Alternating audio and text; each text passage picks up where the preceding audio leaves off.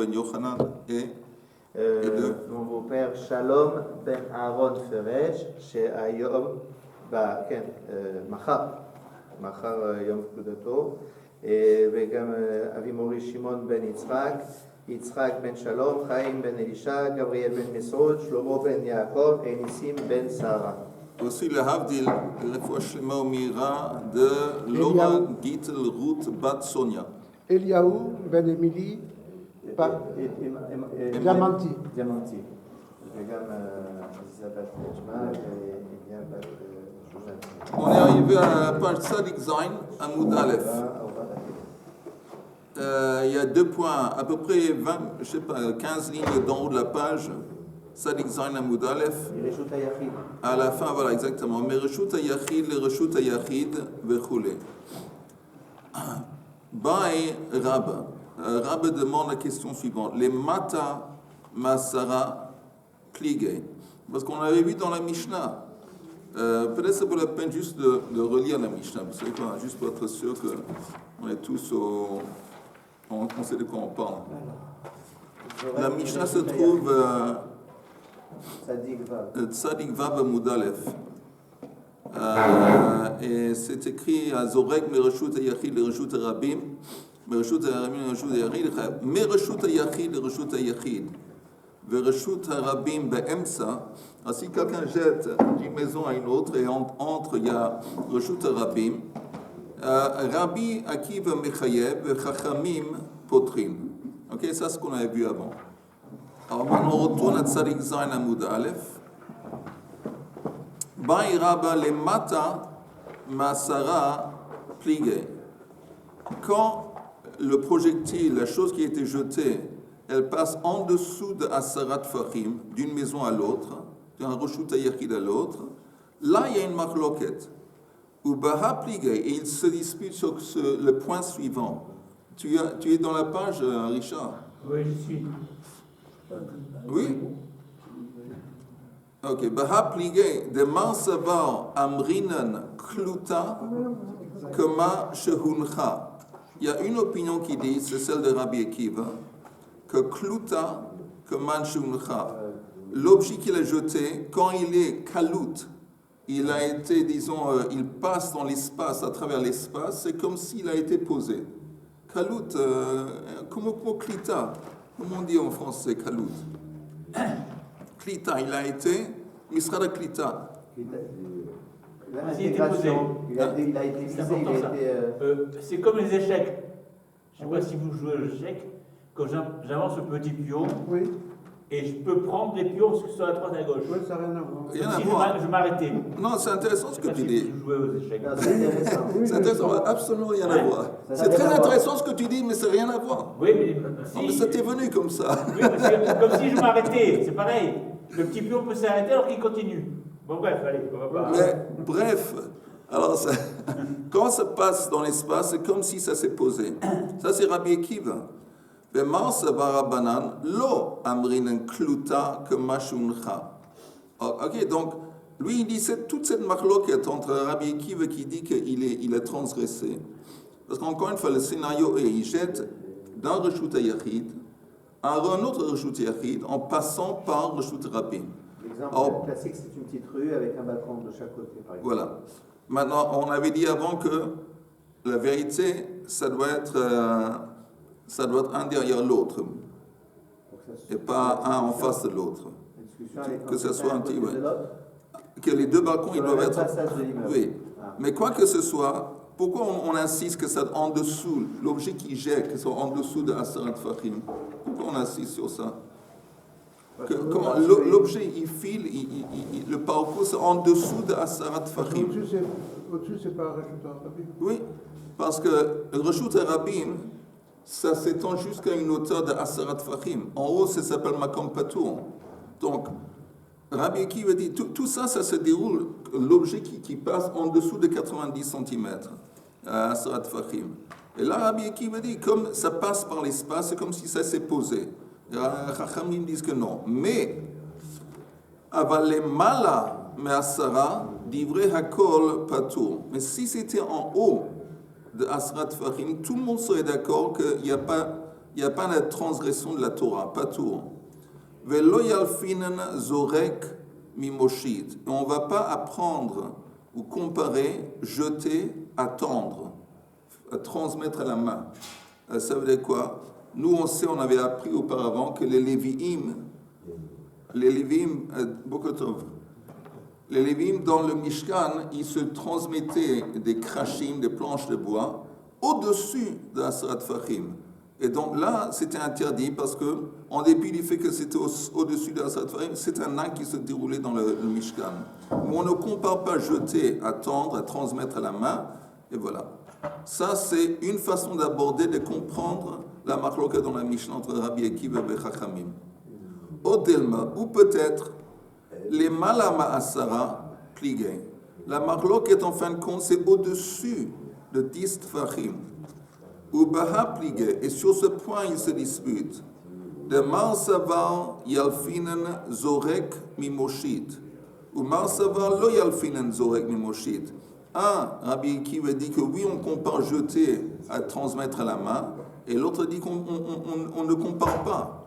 Aval, mais si c'est en dessous, l'objet qui a été jeté, si c'est en dessous, les matam mais asara, divrei hakol chayav. Alors là, tout le monde serait d'accord que c'est interdit, même Rabbanan serait d'accord. Maïtama, quelle est la raison? Kluta que mashuhuncha damya. Tout le monde a compris? Oui, ok, c'est bien. Chaim, t'as compris? Au-dessus de 10 Sfarim. Kluta kamash uncha damya. C'est une question, ça. Kluta kamash, c'est pas une réponse. Non. C'est une question, ça. Kluta kamash uncha damya. Ça finit par ça en donnant une réponse. Non, c'est une affirmation. Une constatation. Dans ma Gemara, alors ils se sont trompés, il faut que je l'efface. Efface. Non, la question est la suivante. La question est suivante. Dans la Mishnah, Yoel, salut. Non, pas de problème. Je répète, je ne vais pas répéter les mots de la Gemara, je répète en dehors du texte. Que dans la Mishnah, on a une machloket entre Rabbi Akiva et Rabbanan. Dans quel contexte? Dans la Mishnah, c'est écrit que tu jettes de Reshut HaYachid à Reshut HaYachid et Reshut HaRabim est au milieu. Donc ça ne s'est pas posé dans Reshut HaRabim, ça a parcouru l'espace. Rabbi Akiva dit tu chayav et Rabbanan disent que non. Maintenant, il y a deux façons de comprendre cette machloket. La première façon de comprendre la machloket, c'est qu'elle se déroule quand l'objet qui vole, c'est en dessous de Asarat Fachim. Et là, Rabbi Akiva, il applique le principe que Kluta, que Huncha, Damya, quelque chose qui a été, c'est quoi le mot, il y a un mot en français qui m'échappe. Non, qui a été envoyé. Pas attrapé à ça. Attrapé, non. C'est pas important.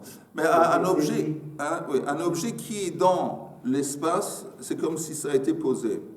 Tandis que Rabbanan disent que non. Ça, c'est une façon de comprendre la machloket. Une autre façon de comprendre la machloket, c'est que non. La machloket, c'est seulement quand l'objet il passe au-dessus de Asarat Fachim. Et qu'est-ce qui se passe? Est-ce qu'on compare jeter à tendre, à passer? Parce que les Lévi'im, ils passaient leur planche au-dessus de Asarat Fachim, mais néanmoins c'était interdit. Et puis c'était d'une main à une main? Oui, c'était transmettre à la main. Est-ce qu'on dit que jeter, c'est comparable à transmettre à la main, et donc même au-dessus de Asarat Fachim, selon Rabbi Akiva, c'est interdit parce qu'il compare un à l'autre. Et Rabbanan dit non, on ne compare pas jeter à transmettre, c'est deux choses différentes. Mais tandis que si c'est en dessous, il n'y a pas de machloket. Même Rabbanan serait d'accord avec Rabbi Akiva que Kluta, que Huncha Damya, que une fois que c'est intercepté, c'est mieux, non? Une fois que c'est intercepté dans l'espace, c'est comme si ça s'est posé. Ça, c'est la question. Quelle est la façon d'aborder la... Ça a été arrêté. Pardon? Non. Intercepté. Non, ou Kluta. Intercepté. Tu l'arrêtes. Parce que là, tu ne l'arrêtes pas. Mais bon, on va laisser intercepter, mais le moment que ça passe par l'espace, c'est comme si ça a été Je posé. comprends bien. Oui. Qu'un objet soit passé ou lancer au-dessus de 10 Oui. Sfarim, Fahim. Tefachim. Sfarim, Oui. oui, c'est vrai. Bon, il est pas tout. Non. Ça dépend, C'est comme si. ça dépend comment tu abordes comment tu abordes. S'il y a une Non, opinion. mais le problème, c'est que c'est en dessous des Sfarim. Alors ça dépend. Lorsque les Lévi'im passaient donc les planches, d'un chariot à l'autre, ils n'étaient pas nécessairement au-dessus de 10 Sfarim. Ok. Alors attends, maintenant on va juste, encore une fois. Les Lévi'im, c'est un fait qu'ils étaient debout sur leur chariot, ils se transmettaient des planches une à l'autre, et c'était au-dessus de 90 cm du sol. C'était au-dessus. Et en dépit du fait que ce n'est pas strictement Reshut Harabim, comme ça, c'est un des actes qui est impliqué dans la construction du Mishkan, même au-dessus de Asrat Tvachim, c'est interdit. La question est-ce qu'on compare jeter un objet à transmettre à la main? C'est ça la question. La question en dessous de 10 Sfarim. Au-dessus. Il y a une marque. Voilà. Rabbi Akiva dit oui, on compare transmettre à la main à jeter, et donc c'est interdit. Et Rabbanan dit on ne compare pas jeter à transmettre, et donc le moment que c'est au-dessus d'Asrat Fahim, il n'y a pas de problème. Ça, c'est une façon d'aborder. L'autre façon d'aborder, c'est que non, la marloque est en dessous de Asrat Fahim. Là, il y a une marloquette. Rabbi Akiva dit que quand l'objet vole, il passe par l'espace. C'est comme s'il a été posé dans Reshut Harabim. Donc, c'est comme le type, il a jeté, l'objet allait de Reshut Yachid à Reshut Harabim.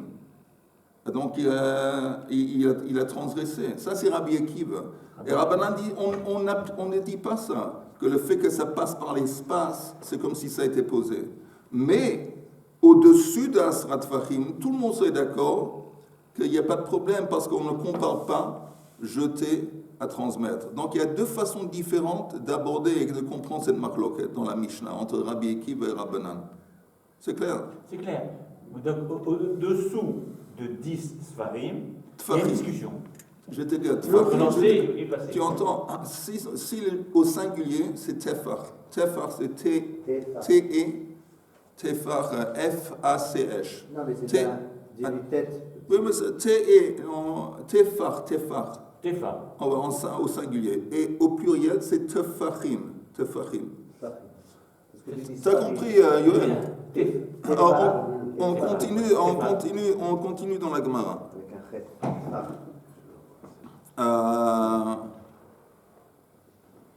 Amar Rav Yosef. C'est ça, Nachon, on est arrivé jusque-là. Amar Rav Yosef. Oui. Amar Rav Yosef. Ha milta ibayale le Rav Chisda. Cette question a été demandée à Rav Chisda. Quelle question? Comment comprendre, comment situer la marloquette dans la Mishnah? Ve pashtan yihale Rav Hamnuna.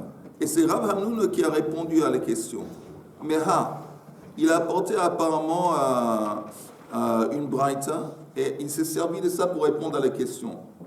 Mais Reshut Yachid, les Reshut Yachid, René, Tu vas venir prier avec nous au deuxième minyan, comme ça tu es prêt. Tu pourrais m'offrir. Moi je viens au deuxième minyan. Non, mais tu peux, si tu Là j'ai peux pas la m'offrir. clé, c'est dimanche. Ah, bah, alors, elle a dit. Oui, normalement, oui, je peux t'ouvrir. Mais Reshut Yachid, les Reshut Yachid, ve'over bereshut Rabim, atzma. Vous voyez là, il y a une différence. Ici, c'est pas simplement écrit, c'est au verbe Reshut Rabim. C'est au verbe Reshut Rabim, atzma. On est à la page Tzadik Zayin, on est Tzadik Zayin. Et au plus ou moins au milieu. La ligne qui met ha. Je veux prendre une minute, juste pour récapituler très vite pour René. Parce qu'il le mérite, après tout l'effort qu'il a fait. René, on a une marloquette dans la Mishnah que quelqu'un qui jette d'un Reshut Yachid à un Reshut Yachid, au milieu il y a un Reshut Rabim, et Rabbi Akiva dit Chayav, et Rabbanan disent Patour. Et il y a deux façons de comprendre cette marloquette. où la marloquette c'est seulement en dessous de 10 tfachim, que l'objet qui a été jeté, il Et passe en dessous. en dessous. Pourquoi en dessous? Parce que le reshut harabim, il s'étend seulement jusqu'à une hauteur de 10 tfachim. Là, Rabbi Akiva dit, en dépit du fait que l'objet ne s'est pas placé, il n'est pas tombé par terre dans le reshut harabim, il est simplement passé. Mais passé par l'espace, c'est comme si ça a été posé. Ça s'appelle kluta, כמו שהונחה דמיה. קלות, אם זה קלות באוויר, זה כמו שזה הונח. רבנן disent que non, c'est pas chayav. Mais si l'objet a été jeté au-dessus d'Asarat Fahim, tout le monde est d'accord qu'il n'y a pas de problème. Pourquoi? Parce qu'on ne compare pas jeter à transmettre la main à la main. Parce que si c'était transmettre quelque chose d'une main à l'autre, en les Lévi'im, justement, eux, ils transmettaient leurs planches, un à l'autre, au-dessus. Mais là, on dit, on ne compare pas jeter à transmettre. Ça, c'est une façon d'aborder. Et l'autre façon d'aborder, c'est que non, la marloquette, c'est au-dessus d'Asrat Fahim. Que l'Arabie Akiva dit que tu es chayav parce qu'on compare jeter à transmettre à la main, comme les Lévi'im. Et Rabbanan disent, on ne compare pas jeter à transmettre à la main. Mais si c'est en dessous d'Asrat Fahim, tout le monde serait d'accord, même Rabbanan serait d'accord avec Rabbi Akiva qu'il est chayav parce qu'on dit Kluta kamo shehuncha damya. Chayav miyatorah. Voilà, exactement. Alors maintenant, on retourne à la page où c'est écrit Amar Rav Yosef. Hamilta ibain le Rav Chista ve pashta nihale Rav Hanuna maha.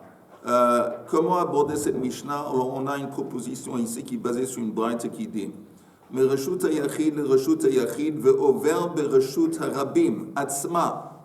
Ici c'est écrit reshut harabim atzma. Rabbi Akiva mechayev vechachamim potrim. Mideka amar, comme c'est écrit dans cette braïta, bereshut harabim atzma, pshita, c'est évident, les mata me'asara pligé. On parle d'un objet qui a été jeté en dessous, parce que c'est écrit reshut harabim atzma dans le reshut harabim lui-même. C'est quoi le reshut harabim lui-même? En dessous de 10 tfachim. Donc là, il y a une marloquette. Ubamai. Et la Gemara dit pourquoi? Pourquoi tu penses que ça c'est évident qu'on parle de ça? Il aime b'ma'avir. Les matins. B'ma'avir. Les matins. Les mata ma'asara hu de mechayev. Les mala ma'asara lo mechayev. Si tu me dis que la machlok est en dessous. Quand la Gemara dit b'mai, de quoi on parle? D'un objet qui a été transmis à la main ou jeté. Alors, si on parle d'un objet qui a été transmis à la main, b'ma'avir, les mata ma'asara hu de mechayev. Les mala ma'asara lo mechayev. Alors, ça n'a pas de sens de dire que si tu transmets en dessous, tu es chayav, tandis que si tu as transmis un objet au-dessus, tu es pato. Ça n'a pas de sens. Veha amar Rabbi Elazar, hamotzi masoy le mala me'asara chayav, sheken masa bnei kahat. Parce que nous, on sait que si tu à partir du moment que tu transmets à la main, et même si c'est au-dessus de Asrat Fahim, tu as transgressé, parce que c'est comparable au Lévi'im. Donc, elle a lave bezorek. On parle d'un cas où l'objet il est en même temps dans le reshut hayachid, dans le reshut harabim et dans le reshut. Il touche au moins deux en même temps. Ça, c'est vrai, c'est sûr. Oui, oui. Apparemment, il ne peut pas transmettre sans que ça, comme tu dis. Voilà. Bon, on dit donc, évidemment, on ne parle pas de transmettre à la main, parce que personne ne va dire que c'est seulement en dessous d'Asrat Fahim que c'est interdit. On sait que même au-dessus, c'est interdit. Donc, forcément, on parle de Zorek, Bezorek, ou les Mata Ma'asara Hu de Mechayev, les Mala Ma'asara Lo Mechayev Shmamina. Donc, on voit bien Be Kluta Kamashuncha Pligei Shmamina. Voilà. Ça, c'est apparemment la réponse. La réponse à notre... Comment aborder la Mishnah? Comment situer la marloquette entre Rabbi Akiva et Rabbanan? On a apporté une braïta qui dit les reshut hayachid qui passe à travers reshut harabim. Et là, dans la braïta, c'est écrit reshut harabim atzma. Le mot atzma, ça passait mamash dans le reshut harabim. Donc forcément, c'est en dessous de 10 tfachim. et forcément on parle de jeter.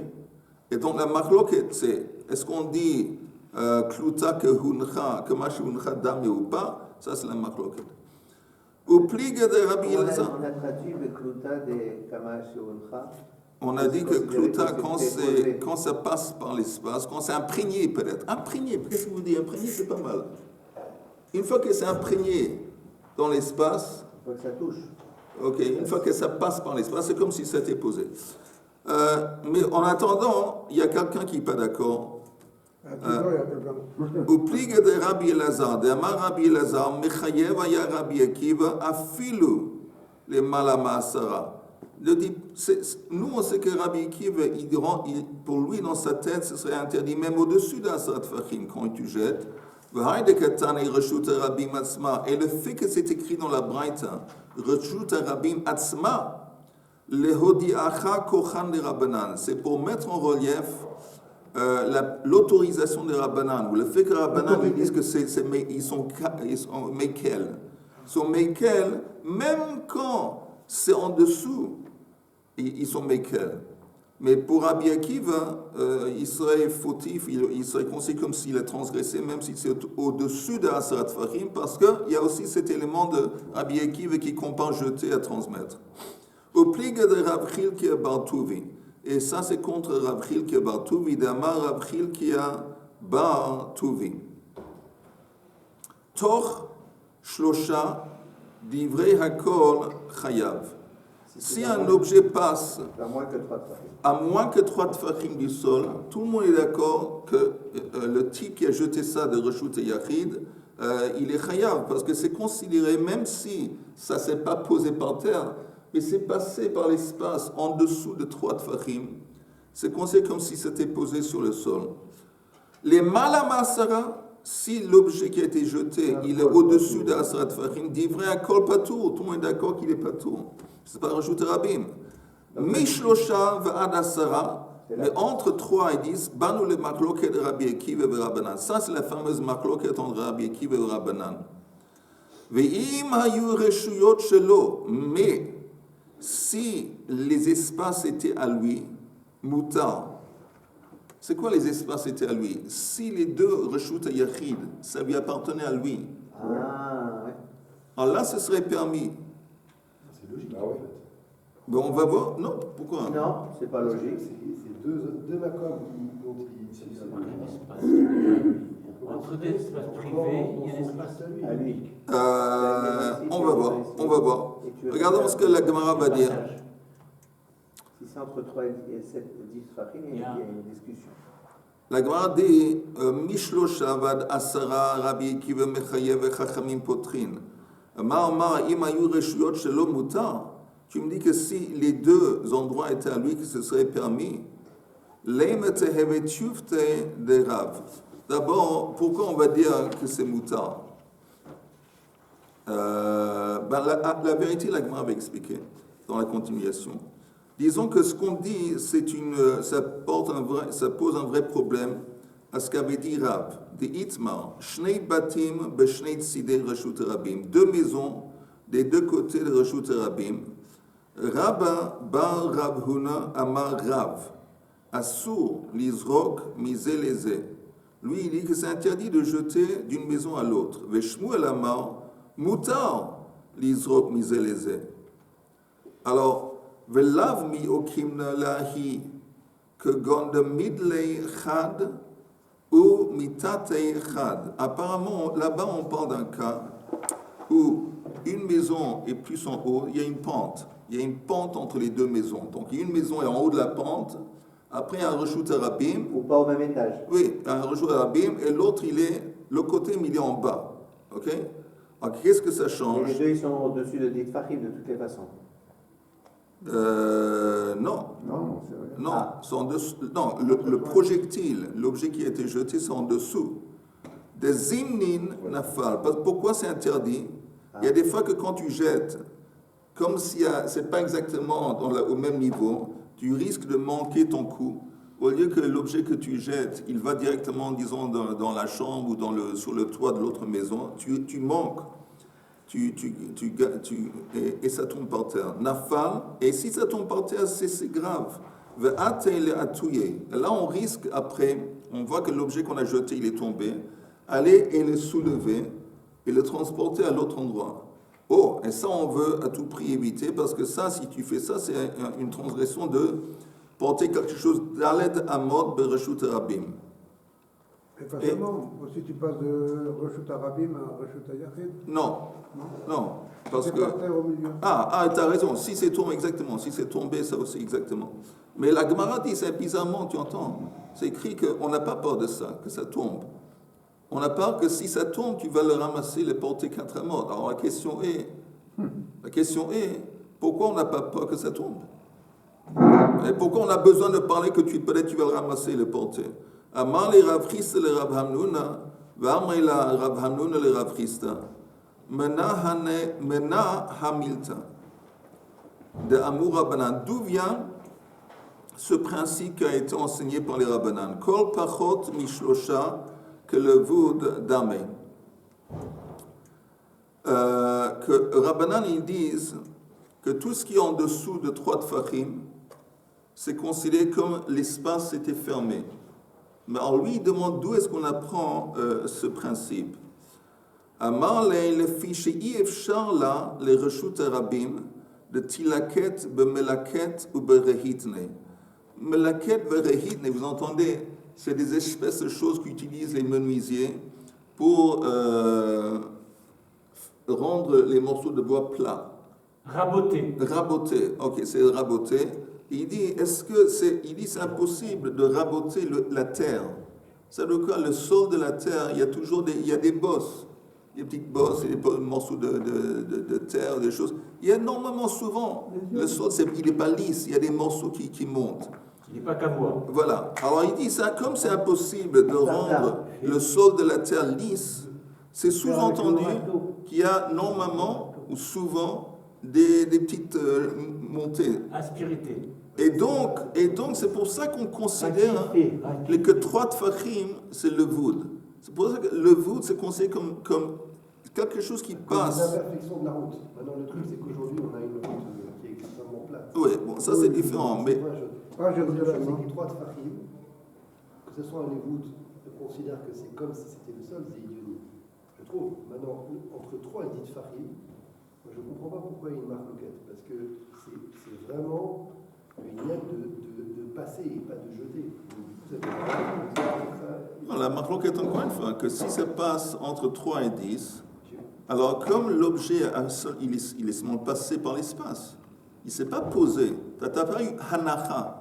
Oui, mais c'est... Ça passait, ça passait, ça n'a pas été posé. C'est-à-dire, mais c'est un comportement de transmission. Dites Farid. Mais c'est quoi, encore une fois, Yoel, c'est quoi? Nous, on cherche Hotsa'a. Le problème ici, c'est Hotsa'a. Hotsa'a, c'est de faire passer un objet d'un domaine à l'autre. Ici, ça comprend, dans un domaine, il y a eu Akira, tu l'as soulevé, dans l'autre domaine, il y a eu Hanacha, ça a été posé. Mais ici, quand ça passe, ça ne fait que de passer par l'espace, ça n'a pas été posé. Donc même si c'est entre 3 et 10, et c'est Reshut Rabim, ça n'a pas été posé. Alors de quel droit tu dis Chayav? Et ça, c'est Rabbi qui veut dire, je dis Chayav, parce que moi, je considère que le fait quand c'est dans l'espace, c'est comme si ça a été posé. C'est comme si ça a été posé. Il ne dit pas ça pour ce que dit Farid. Avec un Khamim là-dessus.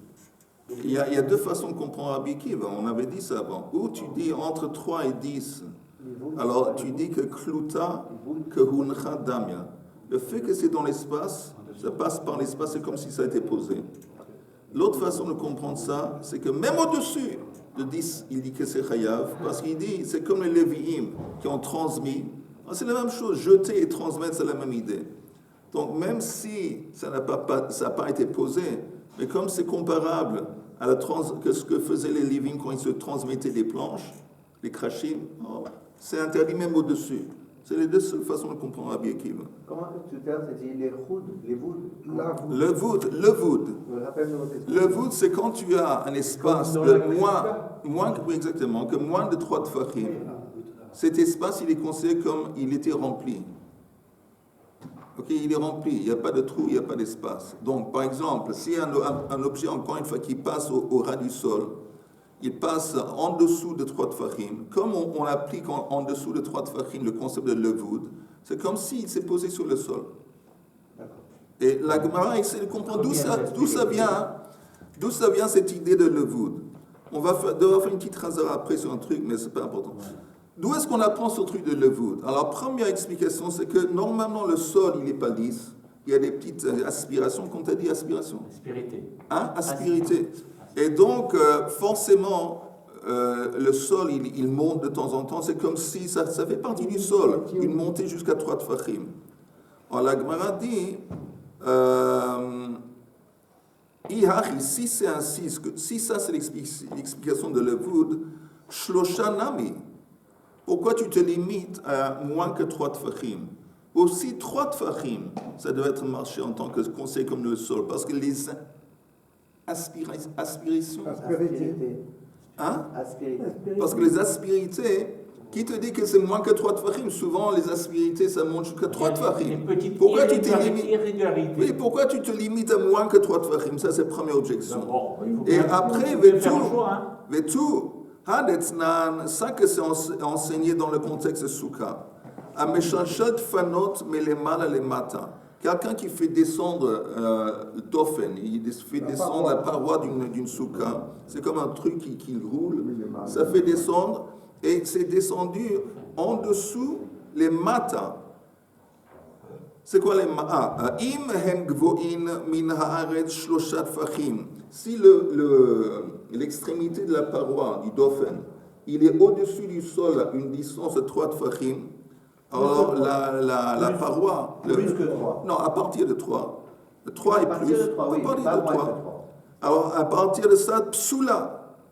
Ha, pachot mishloshak shera. Tandis que si l'espace entre le sol et la paroi, c'est moins que 3, c'est kasher.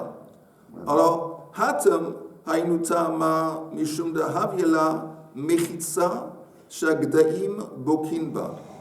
Là-bas, le critère, pourquoi, vous entendez, quel est le critère pour dire que cette paroi, elle est cachée ou pas cachée? Quel est le critère si un chevreau,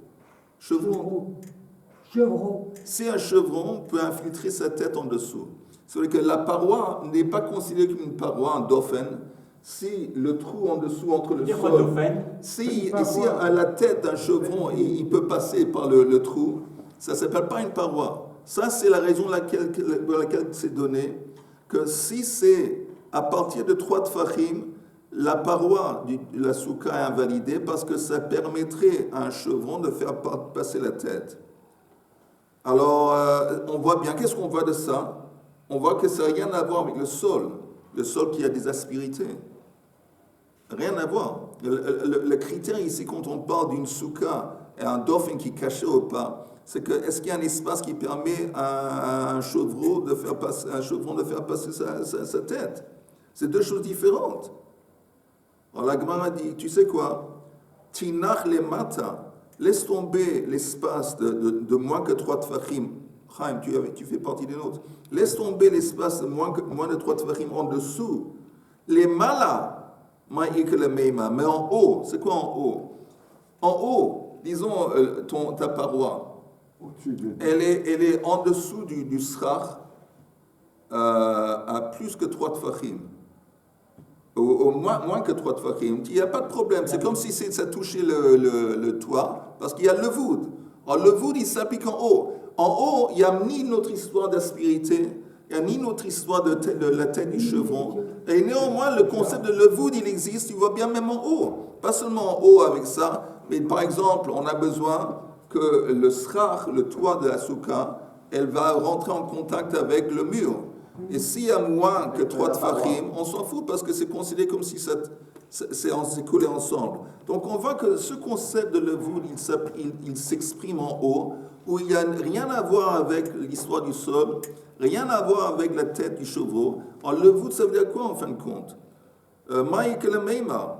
Et la conclusion est ça. Et la kol pachot mishlosha que levoud damé hilchata gemirila. Encore une fois, c'est une tradition orale.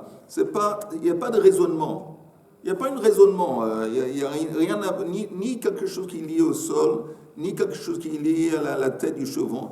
L'idée que quand c'est moins que 3 tfachim, c'est qu'on sait que cet espace comme si c'était rempli, ça vient de une tradition orale, Hilchet Gemirila. Mais il y a tout de même un ou deux trucs que j'aimerais faire une chazara demain, Bli Neder. Pardon, qu'est-ce que demain? Demain, Bli Neder,